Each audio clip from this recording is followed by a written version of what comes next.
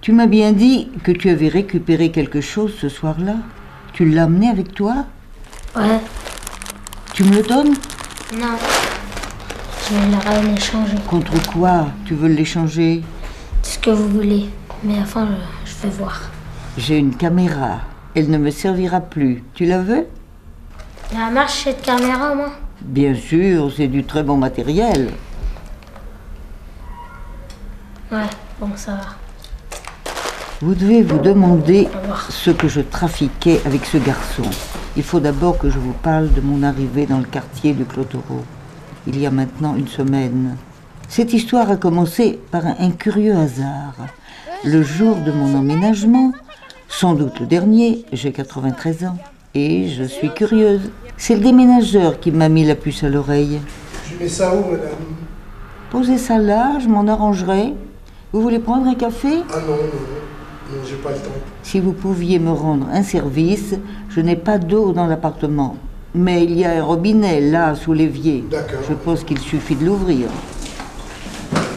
Cette histoire a commencé sous l'évier.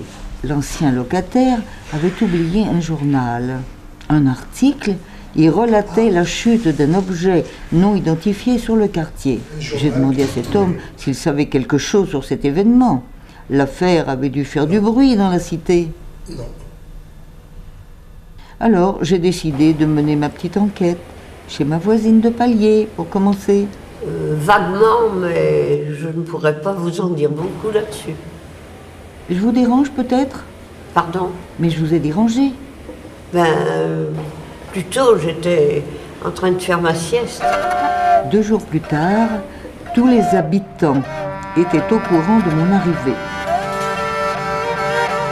Si ce garçon n'était pas venu à ma rencontre, l'enquête serait restée au point mort. Les bouches cousues et le secret bien gardé. Alors vous avez vu la nouvelle voisine qui est arrivée? Non. Vous l'avez pas vue? Non. Ah bon? Ah ben elle est venue chez moi. Ah oui? Ah oui? Alors chez moi elle voulait savoir ci, savoir ça. Moi, oui. On ne peut pas lui dire tout ce qui se passe dans la maison. Non. Alors ma foi je l'ai laissé faire. Oui. Elle m'a posé des tas de questions. Elle est partie avec ce que je lui ai dit, et puis oui. C'est tout. Non, j'étais pas là. Bonjour. Bonjour. Non, j'en ai pas entendu parler. Je suppose que oui, mais enfin, moi, je rien entendu. Si je demandais des détails sur le satellite tombé sur le quartier, la réponse était... Non.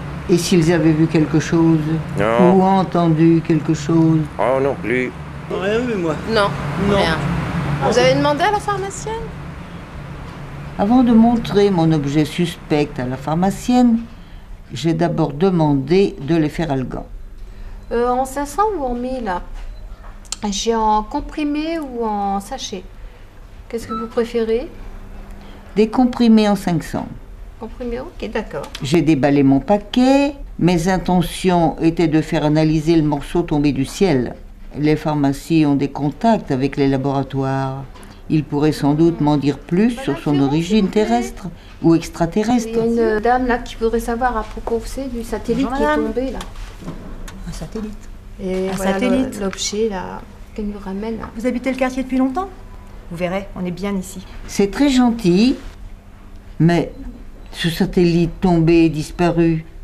Moi, tout ce que je sais, c'est ce qui était marqué dans le journal. Là. Il paraît qu'il y a des hommes qui sont venus chercher tous les objets avec des gros camions blancs. Mais c'est ce qui était marqué dans le journal. Là. Mais de toute façon, le journal, vous l'avez eu. Je repartais bredouille, encore une fois. La vérité était férocement gardée. Alors je te montre mon bout de satellite parce que... Aussi vrai que je m'appelle Simone, le garçon avait dû faire de la publicité pour sa caméra. Regardez. Ces enfants sont peut-être plus bavards que leurs parents. Qui sait? Je les ai tous invités chez moi. Ils m'avaient l'air de bonne foi après tout. Hier soir, j'étais chez moi et j'ai vu quelque chose s'écraser. Au début, en fait, j'ai entendu un bruit. Après, j'ai été voir et j'ai vu une secoupe volante s'écraser comme ça sur le clôtoro.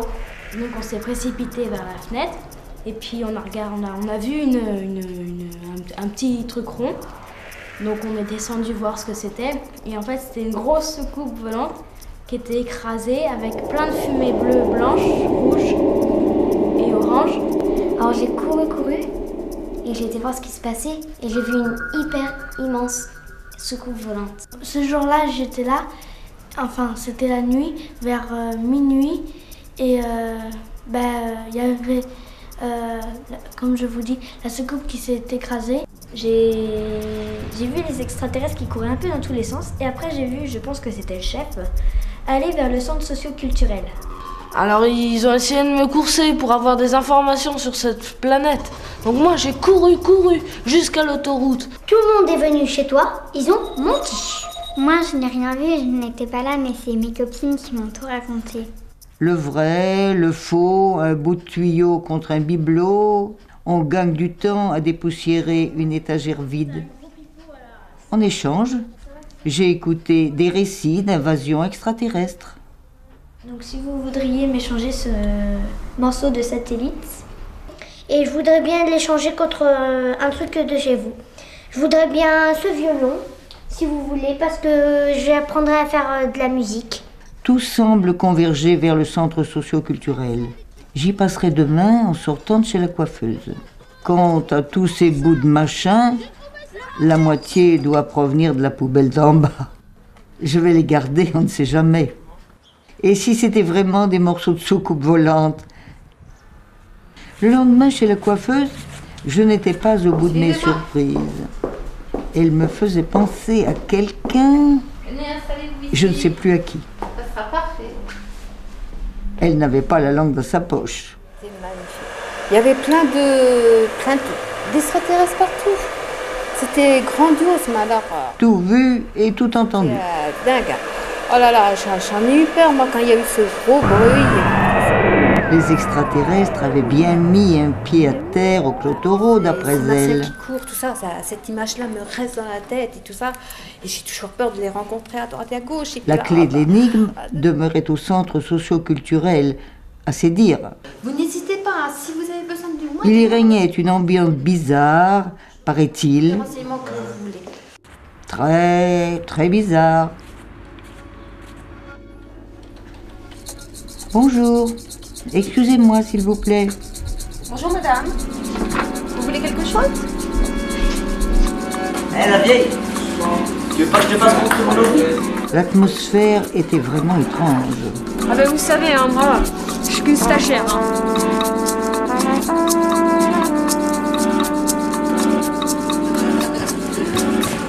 Faut pas t'arracher. Ils avaient tous le même tic. Voilà. Ils se frottaient le nez. Bonjour, moi j'ai pas le temps, hein, moi je... Comme ça. Aujourd'hui, hein. Et quand j'ai parlé des extraterrestres, alors là... Mais bien sûr, c'est nous les extraterrestres.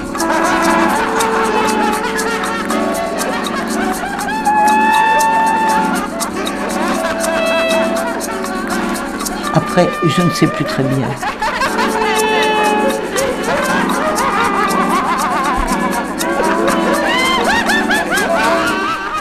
J'ai perdu connaissance, je crois.